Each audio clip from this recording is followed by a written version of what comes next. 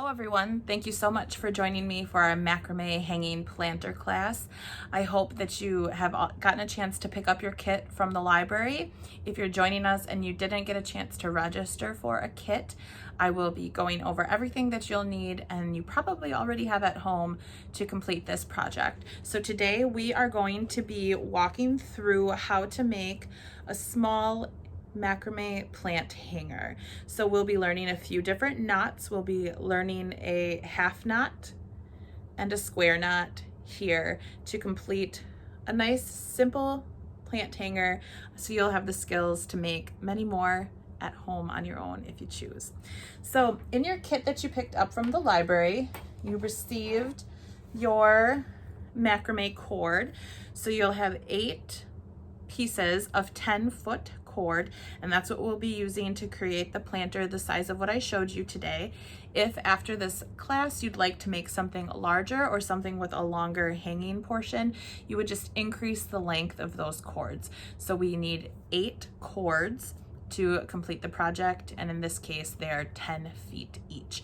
You'll also have in your kit 2 sets of instructions. So the first is a basic macrame knot. This will show you with some nice color illustrations how to complete each of the knots that we'll be making today. So an overhand knot is one that you're probably most familiar with, just a basic, like I have to tie 2 things together really quick. A lark's head knot is how we will attach the cord to the hanging ring in your kit. Our half knot, which is used for the top portion, and then a square knot, which is used for each of the sides of the planter. And then it also has a Josephine knot, but that's just a bonus if you'd really like to challenge yourself. That's not included in our project today. And then you also have printed written instructions to complete today's project. So this program obviously is recorded rather than live, so you can pause as I'm walking through the tutorial and work on your project, or rewind and complete it that way, but you also have this written and photo referenced for you as well. And those of you that are watching that may not have had a kit, I'll link those in the comments of this video. And if you are at home and you wanted to do this on your own, we use just a cotton thread, but any kind of cord, yarn, or twine would work, just like baler twine or paracord that you can pick up from the hardware store. If you have a thicker yarn or cotton thread at home, that would work great too. So the only other thing you should need from home is just a scissors, which you'll need just at the end. So with that, I'm gonna flip the camera around and we will dive into our macrame plant hanger. So the first thing you're going to do is pull all of your macrame yarn out of the bag and untangle it. Do your best to try to keep them together, but then what you're going to do is make sure that your ends are all lined up, because we need to find the center point of our cords. So line up all of your cords on one end, straighten them out,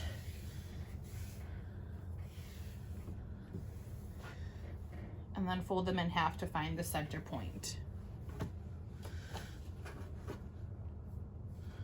So now that we've got our middle, you're ready to tie your first knot. A lark's head knot. And that's just what we're going to use to attach the yarn to, in your case, a wooden macrame hanger. So to do that, from that center point here, you're just gonna slip it through, create a hole there, and then all of your tails are going to pull through that opening and then pull that tight. So now all of your working threads are attached to the hanger and you are ready to move on to step 3. And that's gonna be a half square, using half square knots to create a twist. Okay, so we are going to start with our half knot twist. And this is going to be the basic knot that will help you complete not only this first portion, but also the kind of branches of the plant hanger as well. So the first thing that we're going to do is split our cords. So you had 8 pieces of cord. We folded that in half, so we now have 16 strands right here. We're going to divide that so that we have 8 in the center and 4 on each side.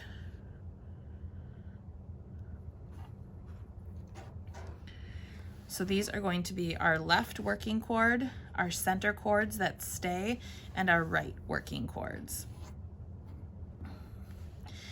So to complete a half knot, I kind of use a little rhyme, which I'll go through the knot a couple of times and you'll understand, and you'll kind of get into that mantra, which I use, and I find that very helpful for me to remember my next step of the process.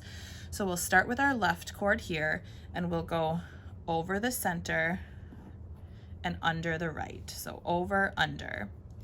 And then with our left cord, we're going to go under the center and then through, up and through. Over, under, through is my mantra. So then we'll just pull this tight, so pulling from both sides, and then from the center here. The first couple of knots are going to be the most challenging as you get everything kind of positioned close to your hanger. But if that looks good, then you're ready to go again. So we go over, under, and then under, through, up and through, pulling tight.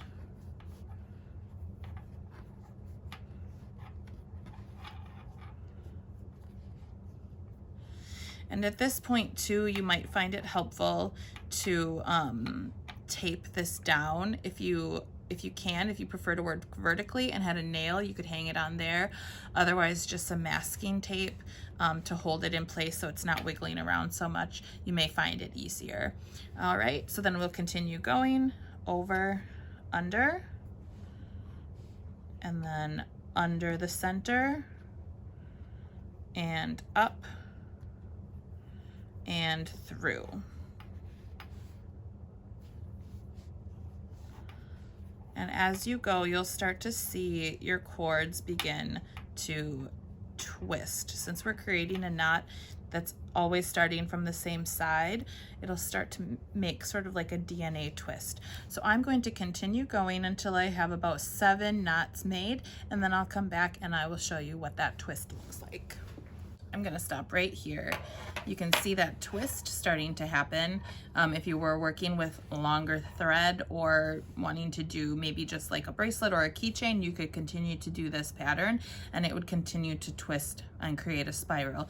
This here is about 7 knots. You can count, you can see how many knots you've done by looking right here, similar to like in knitting or a crochet, but you can see here is 1 knot, 2 knots, 3 knots, 4 knots there. So 6 to 7 knots to get to this point. And now we are going to move on to the next portion of our basket. We are going to move on to step 4, dividing the cords. So in order to create our basket, obviously we have to have more than one straight line of cords. We are going to create 4 separate sections that will eventually weave into our basket. So to do that, we're again going to take our 16 cords and divide them into sets of 4. Now at this point, it doesn't really matter how the cords lay, but what I do recommend is that each of your 4 sections contain 2 of your working cords from your previous step and 2 of your center cords, and that being because of the length. So when we created the knot here, our working cords got significantly shorter, which you can see they are significantly shorter than our center cords. So we are, for our next step, our working cords are going to become our center cords, and our center cords are going to become our working cords, so we don't use up all of the length of these cords here. So I'm going to split my 2 left working cords in half, and then I'm going to take add 2 of the center cords to each of those to create sets of 4.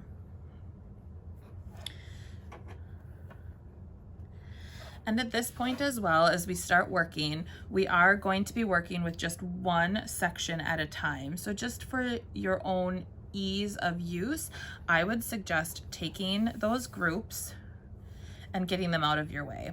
So wrapping them up slightly, and either with a rubber band or a piece of masking tape or just in a loose knot,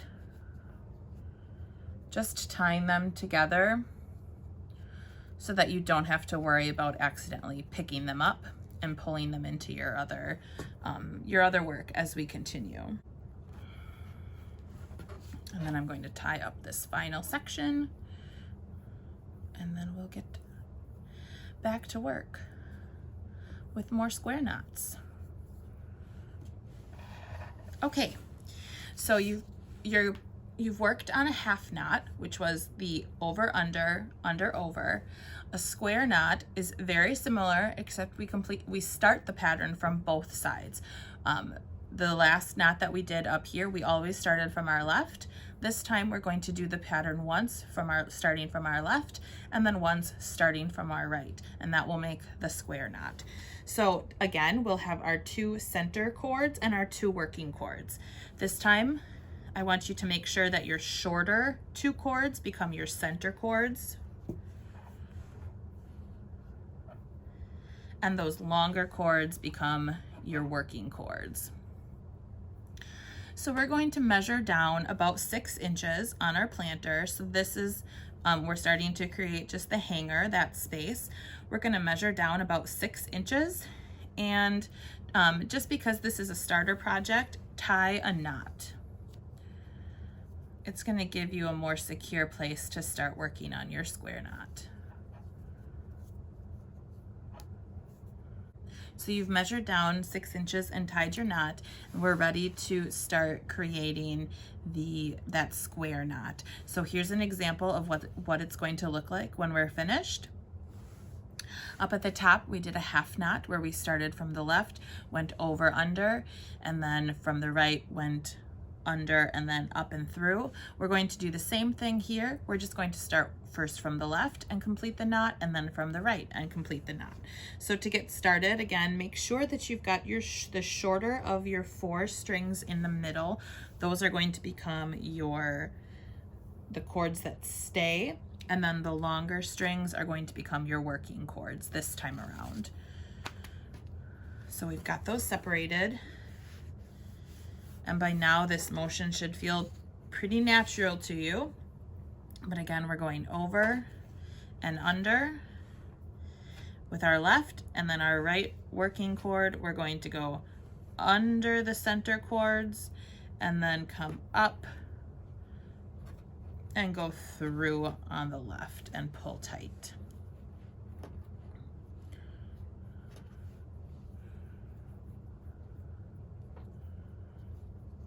So there we've created a half knot, which you did up here.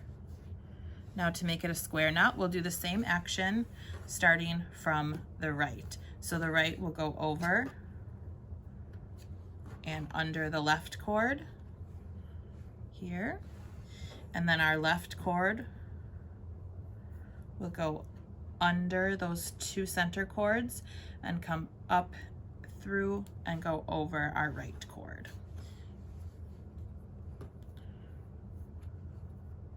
To create that square you see right there. Pull that through. So that is 1 square knot. We're going to do that 6 times total. So over, under, up, and through,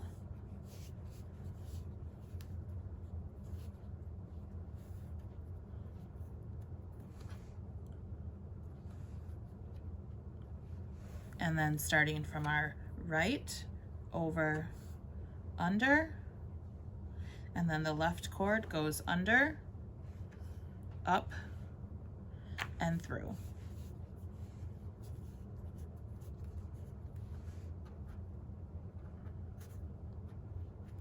And there's your second square knot. So I'm going to do that 4 more times, And then you'll repeat the same pattern on all of your other 3 sections of cord.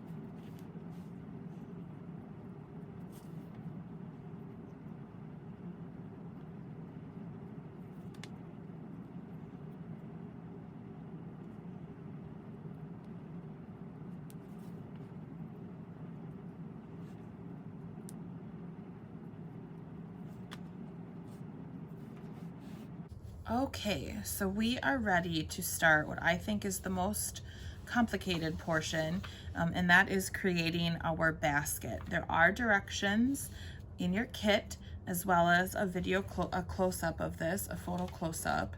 But what we're going to do now is divide the cords and then tie 2 cords together. And we'll do that throughout to create a sort of net, like you see here. But the key will be that we don't cross the cords because we do need to set a basket inside of it. So we're going to lay out our four sets of 4 cords here and find the places where they naturally meet up. So we've got our cords nice and flat, and we're going to measure down about 4 inches. Now, if your project is getting like mine, where there are sections here that I have maybe a foot left, we're gonna have to go up a little bit higher here to maybe 3 inches, just so that we have enough space to tie off our work at the end. If you were looking to make this project for a larger planter, you'd want to increase the length of the cord that you start with so that you have more thread at the bottom that you can create a larger basket. But this basket will be nice for like a 3 to 4 inch pot. Okay, so we're going to start here, and our goal is to create a loop. So our goal at the end will be to connect to this side, but we're going to just start in the middle here. So I'm going to take 2 cords here, measure about 3 inches down, and tie just an overhand knot.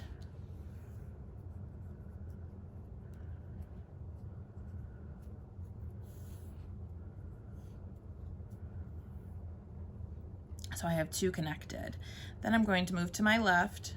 Here I have another 2. Again, now we're starting to connect our 2 pieces here. So measuring down that same distance, picking up the 2, and again, another knot.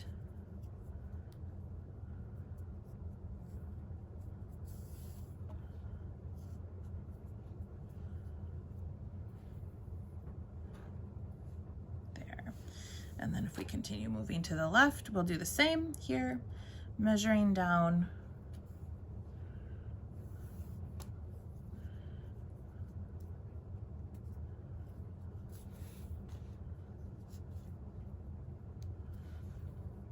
And tying another knot. Now I have 1 more piece over here.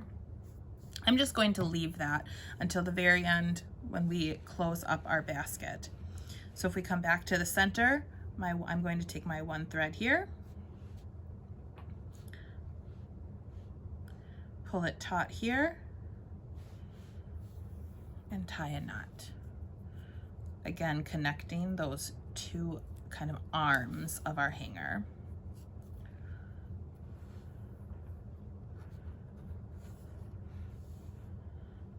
And then we have another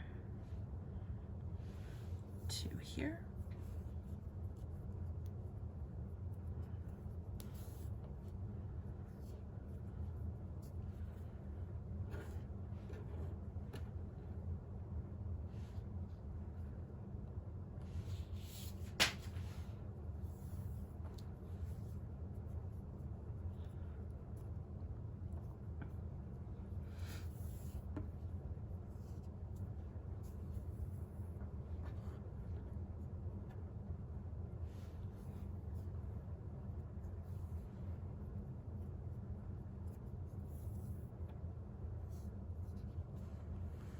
Okay, and then we have another piece hanging here, and this is where we're going to start to close the basket.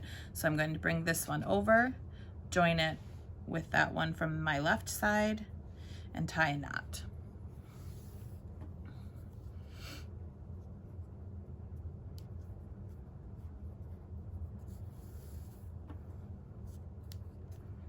Okay, so now we do have a loop to start our net. We're going to make one more row of these simple knots, but in order to make our net, we need to create another layer by splitting this piece and tying it to its neighbor cord. So for that, we'll just make sure you are finding the cord, the grouping of cords that's next to it here, making sure you don't want to cross. So you'd never, like using this one here, we wouldn't pick up one in the middle because we wouldn't be able to set a basket inside. So we know we have the neighbor cord. We'll take the right side of this one and the left side of that one. Again, measure down just a few inches and tie them together. If you were working with a larger planter, if you had wanted to make this for a larger planter again, and you had a longer string of cords, you could continue to make this netting multiple layers so that your basket again would be wider and larger.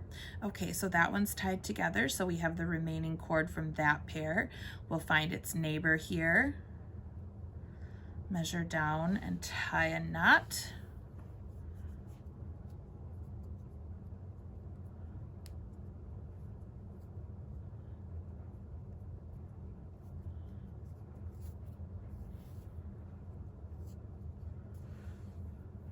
And you'll continue that process all the way around. So you might need to flip your work, find that second cord, find its neighbor pair of cords, measure down and tie together. So I'm going to finish that, and then I will come back and we'll tie the final knot to complete our hanging planter.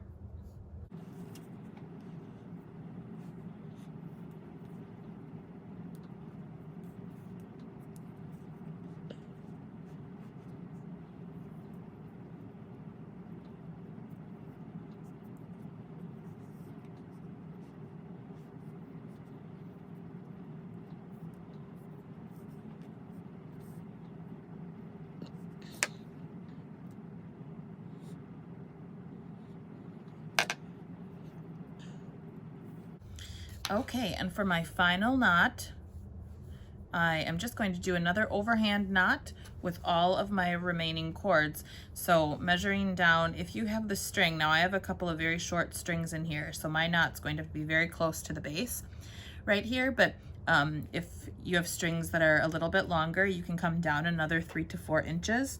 This knot is going to be will be what sits and supports the center of your planter.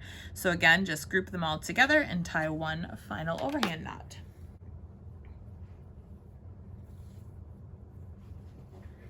Once you have that final knot nice and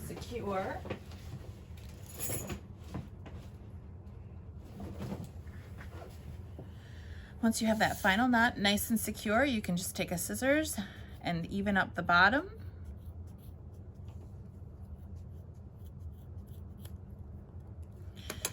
And then you can fray your cords a little bit if you like, or take a brush and kind of brush them out. And then let me show you what it will look like with a planter inside.